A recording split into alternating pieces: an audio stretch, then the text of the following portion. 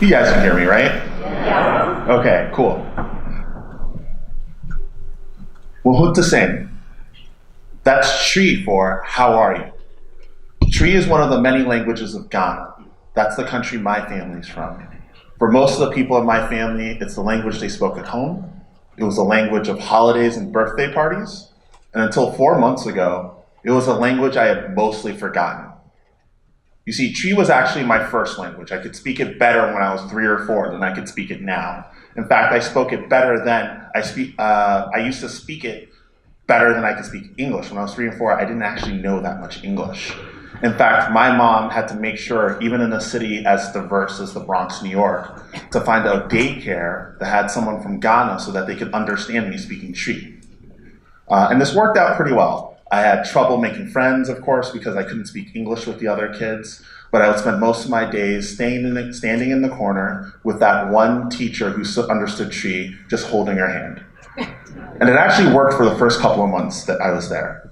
The problem came because there was one day where that teacher wasn't around, and I remember walking up to one of the other adults in the daycare, and I said something to the effect of, "Mahia Edwareno, Mahia Edwareno, Mahia Edwareno." And of course, they didn't understand what I was saying. Mahia Edwareno roughly translates into, "I need the bathroom." So of course, none of the adults understood what I was saying, and by the time anyone kind of figured out what was going on, I ended up going in front of all the other kids in the classroom.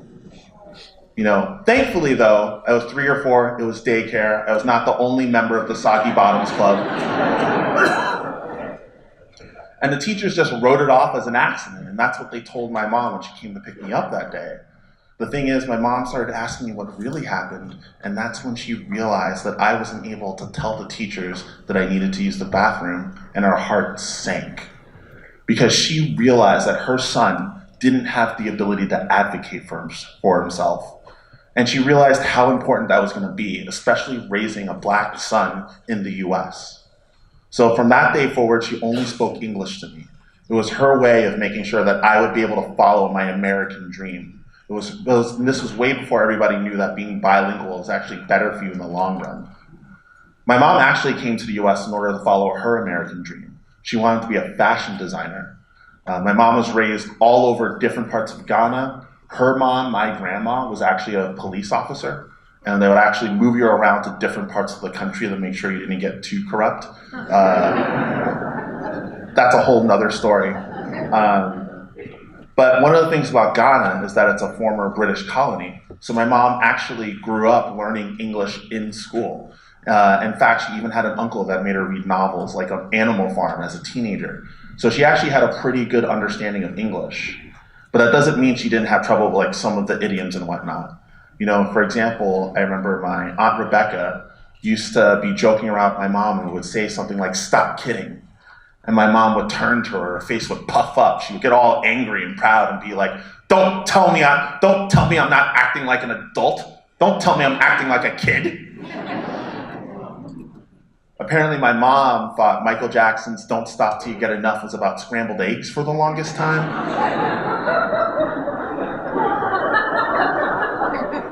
The best part is I remember one time a couple of years ago, we were killing time just finding something on TV, channel surfing, and we stopped on this 80s sitcom, and my mom's like, "Oh my God, I remember watching this show when I first came to the US. It really helped me improve my English." Unfortunately, it was The Cosby Show. So my mom had a pretty good understanding of English, even with like these little hiccups here and there.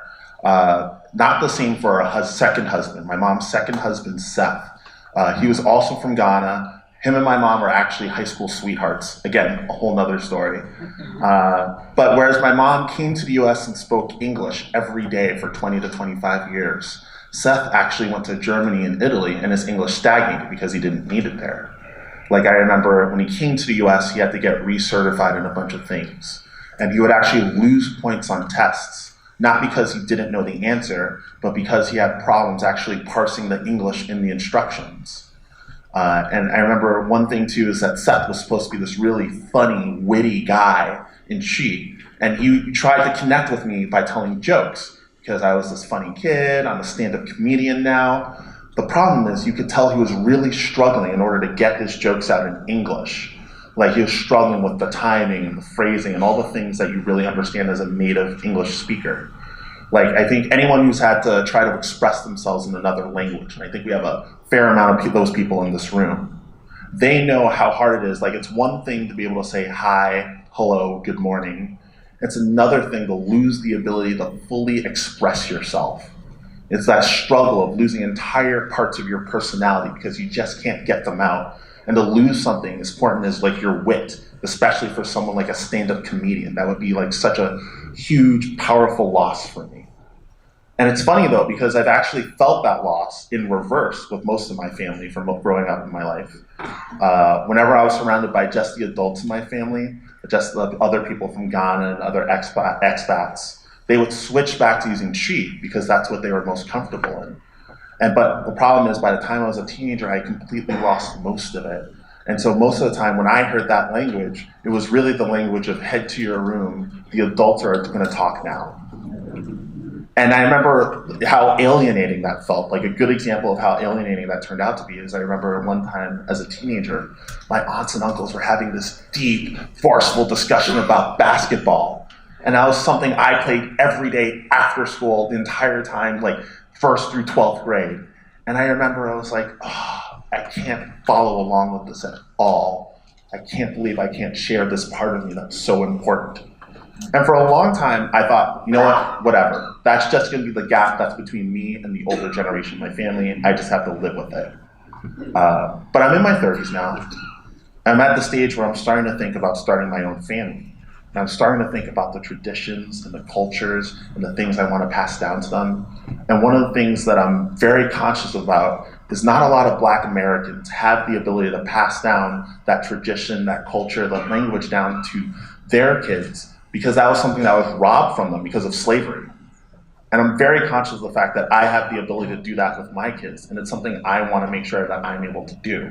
And that's why I knew one of the things that was really important to me was being able to relearn Chi so I can pass that language down to them. The problem with learning a language like Chi, though, is that not a lot of people in the world speak it globally. You know, only about 6 million people total, which is actually a small number for most languages. Like, you're not going to find it in Google Translate. You're not going to find a version of Harry Potter that's in Chi. One of the only books that you're really going to find in Chi is the Bible. And part of me thought, oh, that might be fun to read through. You know, in the back of my head, I'm thinking, you know, unlike a lot of other people, I'll at least have an excuse for reading it but completely missing the point.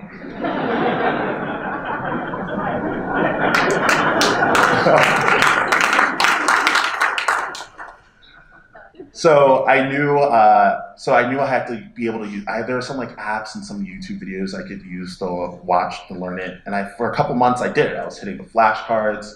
I was watching all the YouTube videos. I learned to count to 10. I learned the names of different body parts. I even learned how to say I need to use the bathroom. And by the time this Thanksgiving rolled around, this Thanksgiving last year, I was like, I'm gonna walk into home and I'm gonna impress my mom with all the Chi I've learned. And so I walk in, and as soon as I walk in, I go, you know, how are you? And the thing is, that's the little bit of Chi that I already knew. So my mom isn't phased at all. She just goes, hey, okay. And she just not phased at all. And I was like, no, okay, I'm gonna get her attention. And then I go, Mame, me pedi jollof. Mom, I wanna eat jollof, which is this amazing West African rice dish. Ghana makes it better than Nigeria. We can have a conversation about it. And that catches my mom's interest. She goes, what? That's interesting, what? And I start telling her about how much time I've spent learning Chi and how I think like I've really got down and, you know, maybe we can practice it a little bit while I'm back home and whatnot. And my mom's face lights up because she's so excited. And then she just starts speaking Chi to me in like a full paragraph. And I'm like, oh no. She's using words I haven't learned yet. She's using super complicated grammar that I don't understand yet. She's doing things that are differently than the stuff I've learned. Like the textbooks will teach you I'm going to, and my mom is saying things like I'm gonna, you know, small stuff like that. And I remember my mom can see like the wave of panic over my face. And mid-sentence, she stops and goes, "All right, nice try." And I'm just like, no, because she said it with that same tone, like, you know that tone of like the first time you make breakfast in bed for your parent, but don't realize that you're supposed to actually cook the eggs? Like, that's the tone she had with me. And I was like, I've been working so hard. I'm going to prove to her that I've really been doing this. And so we're home, right? So my mom picks up a glass of wine. And I'm like, it's good. I just learned the word for wine, ensa, right? So I turn to my mom and I go, "Mame, wo pensa? Mom, do you like the wine?" She turns back to me, scrunches her face up and goes, "What the hell did you just say to me?" See, an important part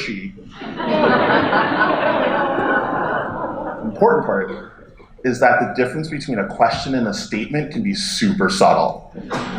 So what I thought I said was, "Mom, do you like the wine?"